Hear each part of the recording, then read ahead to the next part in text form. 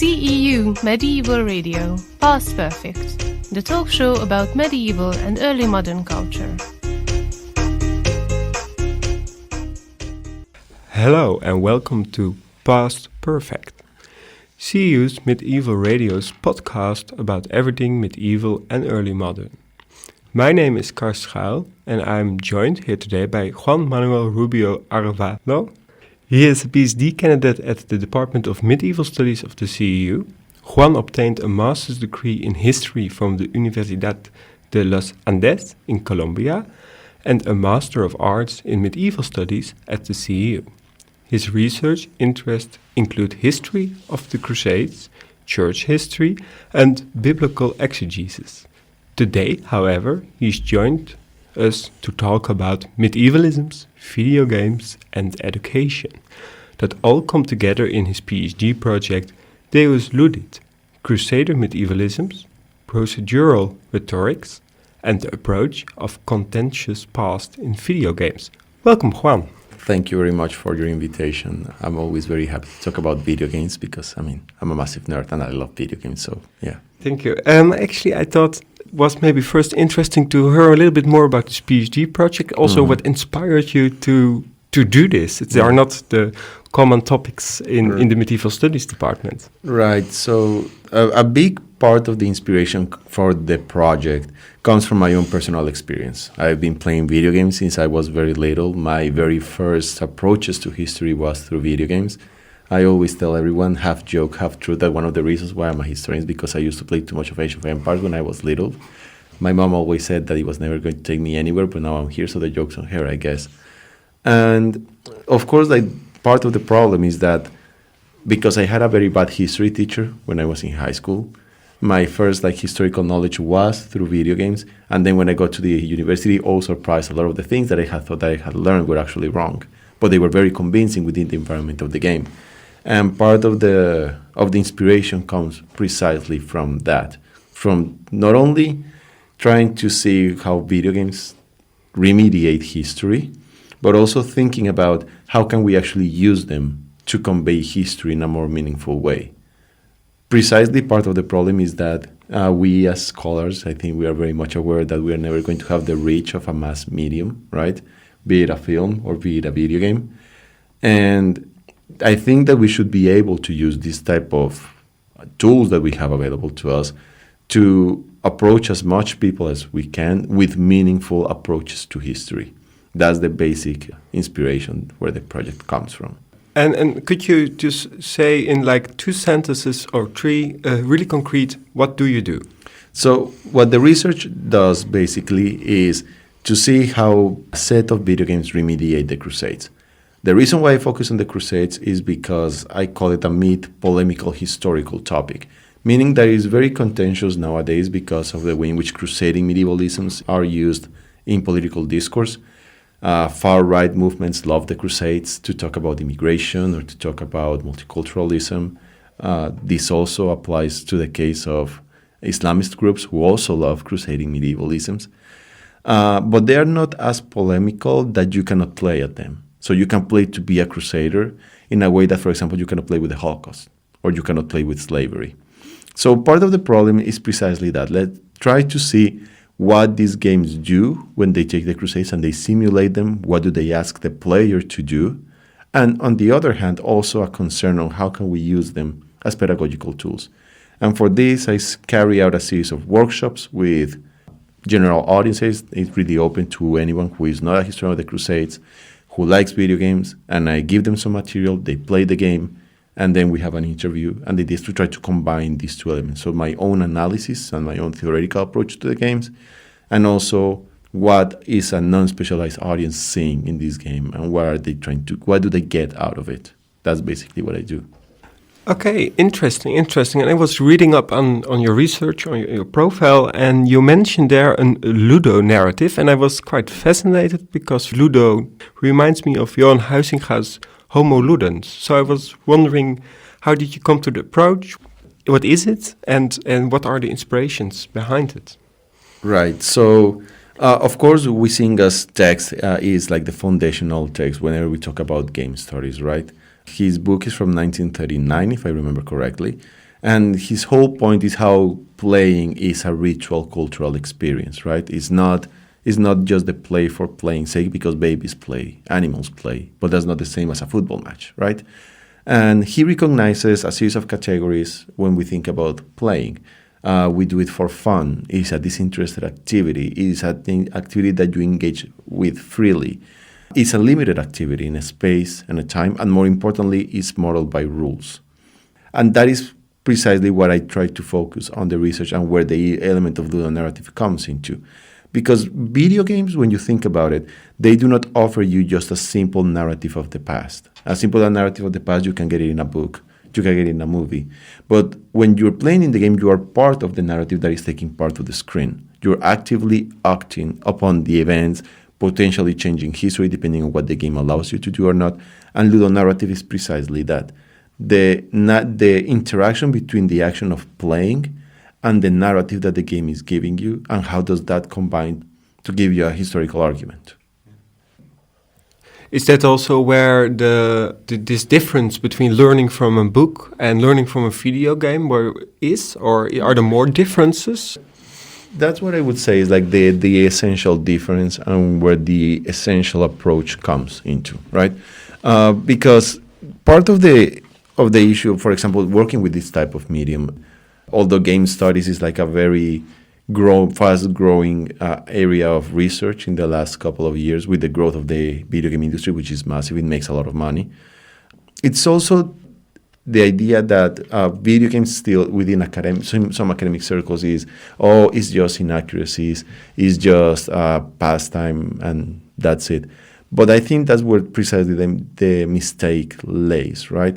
Because when you think about, for example, accuracy in a game, of course it can be of whether the events are right or wrong. But a game is not about whether the events are right or wrong, because it might get the events wrong, but a game is not trying to be accurate. It's a game. It's trying to be fun.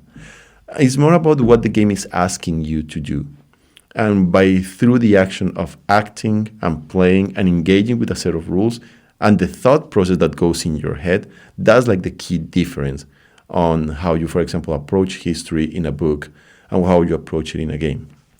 To give you a concrete example, right? I don't know if any of you here has played Crusader Kings, well, I hope that the audience, some of them might be really familiarized with Crusader Kings. It's a very complex strategy game, which is basically about feudalism. So the idea is that you embody a feudal ruler. This can be a count, a king, an emperor, and you interact with other feudal lords, and you try to expand your kingdom and keep your family and such. But the decisions that it asks you to make are related to how this system would work. So, for example, if you have a noble, a vassal of yours who is a rebel, who doesn't like you, you cannot simply go and arrest him, because that is going to piss off your other nobles, because they don't want to be arrested if they don't like you. But then you have to think about how would you deal with this rebellious noble. Maybe you want him to rebel, and then you can quash him, and then you have an excuse. But if he rebels and he has too much support, then that is dangerous. So when you're thinking about these different decisions that the game is asking you to engage with, that's a different form of historical engagement and experience. The result can be different. It can be non-historical in terms of, I don't know, you can be England, that you conquer the south of Italy. But that's not the point. Interesting. You said a couple of things I would like to elaborate a little bit on. But the first, what I was thinking about when you spoke about it is not about accuracy. Is there a role for a historian in this process at all then? If it is more about the engagement, could a historian bring accuracy to it? Or is that maybe too difficult because of the complexity of the past? The thing there is that it depends on the type of game that you're talking about, right? Normally, these games that is built into their design of we want to be as accurate as we can within the framework of the game, they tend to work with historians. And this is very much known. Assassin's Creed is the best example, right? Since the very first Assassin's Creed in 2006, they have been working with historians, with historical maps, with historical sources to recreate the whole thing. But then the issue is, okay, what is the game actually trying to do? Because if you take a game like Assassin's Creed, which is about like the detailed reconstruction of the past, I don't know, you're walking around Venice, and it actually kind of looks like Venice, and people are dressed like in the 15th century. There's a different type of historical accuracy. I mean, the narrative is about ancient civilization, kind of thing that we know is not historical, but in that case, that's not really what the historian is there to do. What the historian is there to do is to help get the information around the reconstruction of the space right, the daily practice of the space right, of this space, also to get them right, and maybe some basic narrative elements that then the designer plays with. When you think about a game, for example, like Crusader Kings, the role of the historian is different, because there the role of the historian is less about the environment itself, which of course, they still can normally give advice on how it should look, how armor worked through, again, but it's more about how do we design gameplay mechanics that reflect the historical knowledge that we want to talk about. And it's actually also very interesting because I've known of cases of historians, people who graduated with history degrees, who end up being hired by game development studios to develop games. So there is definitely a role there.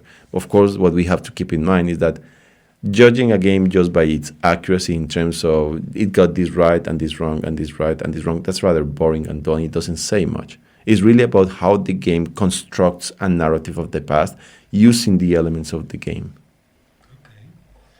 Yes, and another thing you said was this learning by engagement, maybe you could say. I was wondering, how do you assess this impact of the video game on historical education? Because I had a really good historical teacher, and I was fascinated by his stories and the books we read with him, and I learned a lot from that, although I also played Assassin's Creed, for example. So do you have numbers on this, or is there a lot of research to be done in this area, maybe?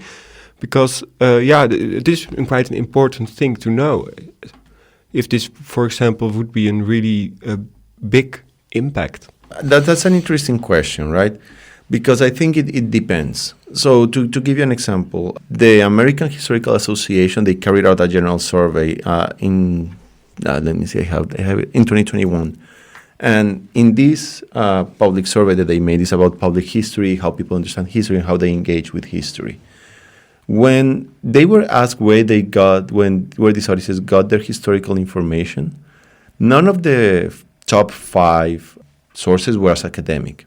Now, video games were not there. Video games were actually rather down below, around only 11%, which is a very small percentage of the people who actually say, I go to video games to learn history. Now, the thing is that just because somebody is playing a historical video game, that doesn't necessarily mean that they are not playing, just that they are not thinking in terms of, that they are not learning, that they are not thinking in terms of learning just because they are playing it. Although, at least in the research that I've been doing, video games definitely serve at least as a very good gateway into later knowledge. Like most of the people that I have already done this workshop with, they do manifest that the video game at least raised their curiosity to go and look for more information. And they're still, like, if you ask them about some of the contents of knowledge, they can say some things back to you, definitely.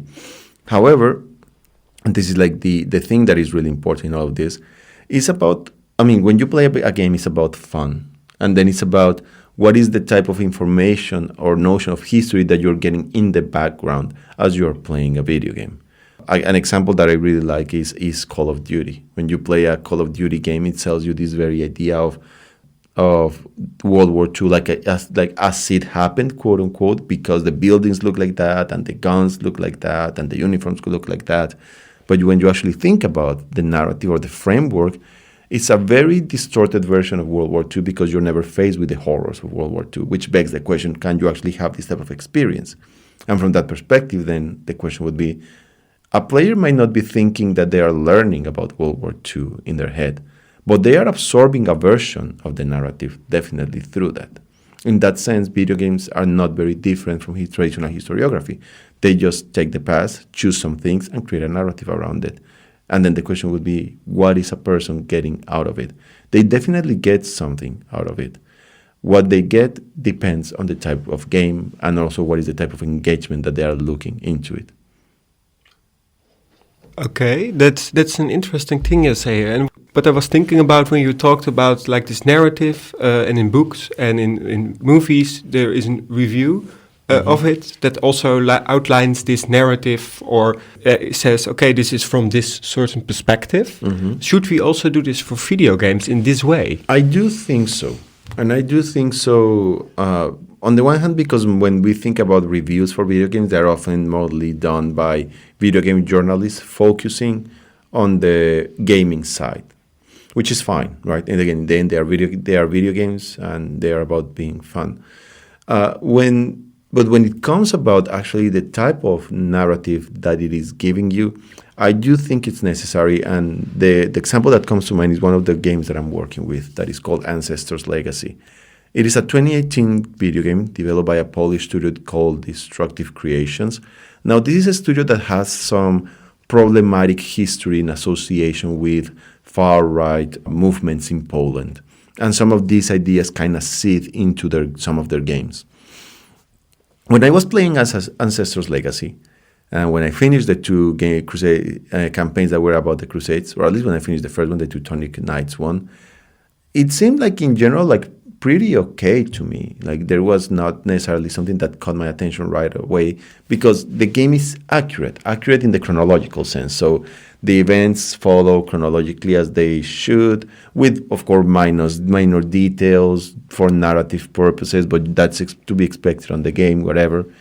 But then when I played the Saladin campaign, that one was much more interesting, because there you start seeing the framing of the narrative. And this is something that, going back, for example, what I'm doing in my research, most of the people that I have finished this workshop with, they define history in its eventfulness and not in its narrative. So history not as narratives that we create about the past through the sources that are available to us, but history as events, as names, as dates, as people. And when you're approaching video games with this conception of history, it's very easy to miss the actual framework of the narrative, which tends to be the problematic element. So, for example, in the case of the Saladin campaign, okay, yes, the facts are accurate as much as they can be within the video game. They are sequentially make sense and such. But the whole framing of the narrative, when you know the story of the story, and when you pay attention to the language that it uses, to the images that the game is showing you, to the options that the game allows you to do and what it doesn't allow you to do, it really frames the whole crusading issue in this very clash of civilizations narrative, right? Like the Crusades were this unavoidable part of the clash between Christianity and Islam that is kind of unavoidable and such. Just as it happened then, it is doomed to continue, I don't know, maybe until the end of times. But like this association of the war on terror, the migrant crisis with the Crusades, because they're all like clash of civilization stuff.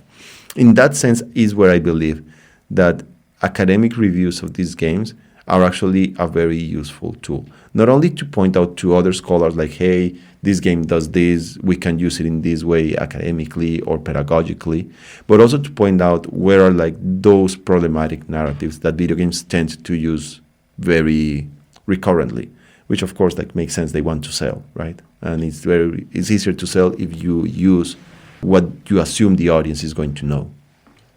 Yes, thank you. That I think something for the future maybe to set up. I would like to return a little bit to your project, because what I found also interesting reading through the material a little bit is that you actually don't have a totally historical research. There is quite a sociological, maybe anthropological, pedagogical element, and I was just wondering, how did you work this into the methodology? How did you bring this together? It seems like quite an... That was a challenge, because I am not a sociologist, I am not an anthropologist. I studied political science, but of course I'm not using political science to this. I'm a historian. Like most of my education is historical, so I'm used with dealing with sources, right? In that sense, dealing with the video games themselves is not too different than dealing with a historical source. If you think that the game is a source in itself, affected by the environment that produced it, and as long as you have like the categories and the methodologies to approach the game itself, you can do it. Really, the challenge came on the workshop part, because I had to come out, like read about how to do oral history, how to carry out an interview, which type of questions do you actually want to use, how to keep track of the information. That was the part that was a little bit more, newer to me.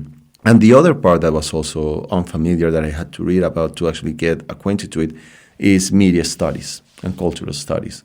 So If you want to assess the impact of a form of media into somebody, how do you do that? Which type of theory do you use? That's why my research is divided into these two parts, because yes, I mean, one thing is what I can say about these games, but I am a historian who knows about the Crusades, who has read the sources, but most people who approach a game, they don't know this, and they're probably not going to look at the same thing that I'm looking at.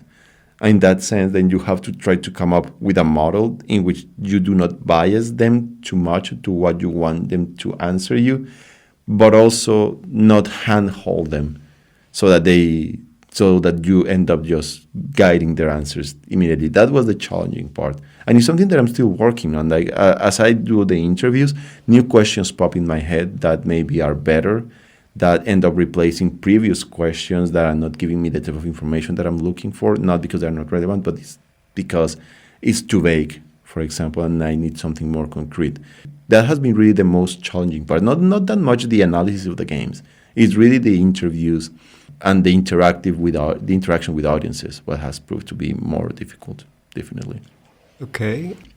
I want to go a little bit to something else. Often a question, if we talk about the digital environment, for example, digital manuscripts, as also an historical source, of course, is that it misses the sensory experience. Like you can smell it, you can touch it. And also when I visit a museum to learn something about history, there's also this sensory experience again. But in the game, this is a little bit lost. Do you see ways how in these historical games they try to enter it into the narrative, or? Yes, and I think that's a very interesting point.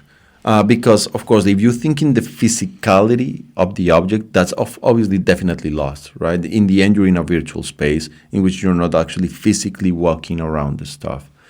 But I do believe that video games do offer other advantages that maybe you would not get necessarily through the physical interaction. To give you an example, you mentioned a museum. If I go into a museum, I see the object, perceive it with my eyes. Depending on how it's produced, maybe I can smell it. Although, I mean, I cannot think about it specifically, but I mean, you know what I mean. But they are decontextualized objects, right? If you think about an urn, the urn was not made to be put in a museum. The urn was made for something else. And when you have this type of virtual environments, you can end up recontextualizing many of these objects by actually putting them into the assumed space that the developer thinks this object might have been used for. Beyond that, and I think this is like maybe the real part that I think is very valuable about what video games do, is that video games, I think, is the closest thing outside of physical reenactment of trying to kind of have an embodied experience of the past. I read this very good text by, I'm terrible with names, with bibliography names, but his last name was Trodal, I think. And he talked about video games as embodied experiences. And he made this argument, I'm not fully sure if I buy it, but I think it's an interesting idea that if you're playing a video game, right, and for example, you jump in the video game, the process in your brain is the same as if you would jump physically, just that you're not jumping physically, right? Which I think is an interesting idea to consider. Like, what would it mean to have a virtual embodied experience of the past that you cannot have through the book, that you cannot have through the movie, because you're actually interacting with the whole thing. And beyond that, and I mean, this is something that is more difficult to put into words, but if anybody has played video games, maybe they will be able to understand me. It's like this emotional approach to the past. Like, if I think about my favorite video game and once I finished it, how I felt, like, I think that's a powerful rhetorical tool that, if properly harnessed, can very well be used to convey history in a meaningful way. So, of course, yes, the physicality of the object is lost, but the type of experience that the game can offer you is also very different, because we don't have enough money to reconstruct a 4th century Athens, right? But you can do it virtually. And then through that, you can play with different forms of experiences. Yes, no, I can recognize it. And also, when I play video games and I fall in something because I did not jump good enough, I actually sometimes feel in my stomach like the feeling, oh no, I feel like I really fall, sorry. So this is I think something, a lot of research still can be done on how this exactly works into an emotional and sensory regime. That's one of the key elements that motivate my research. And it's also a political concern. And it's that we all know how the Middle Ages are very much weaponized for purposes of political radicalization. And the thing with, at least the way I understand political radicalization when we use history, is a pedagogical problem. It's about how we teach and how we are learning history in the end. Now, the thing is that I don't think it's a factual problem. If you come to somebody and you tell them who is already politically radicalized and you tell them, oh, you are wrong, and I'm going to tell you why you are wrong, that very seldomly happens. I think it's more a rhetorical problem on how you actually approach this information to the individual. And that's where I think this type of medium can be very useful, because they are embodied and emotional forms of media. And if you can actually harness this type of feeling to convey a more meaningful message of the past, I think they can be very powerful rhetorical tools to combat political radicalization. Yes. And this connects actually really nice to my last question, or more like or I want to give you an opportunity, because we did not say it today, but this is of course has a lot to do with public history, how we as an historian can contribute to society in a meaningful way. And actually, I wanted to give you an opportunity to make a kind of a plea for why this public history is so important and actually should be included in all history programs. Yeah, I mean, definitely. Think about how you interact with history once you leave high school, right? Most people do not interact with history through academic means. It's not the academic paper that you publish in a journal that you know is going to be read by your colleagues, but it normally ends in that information bubble, and that's what it is.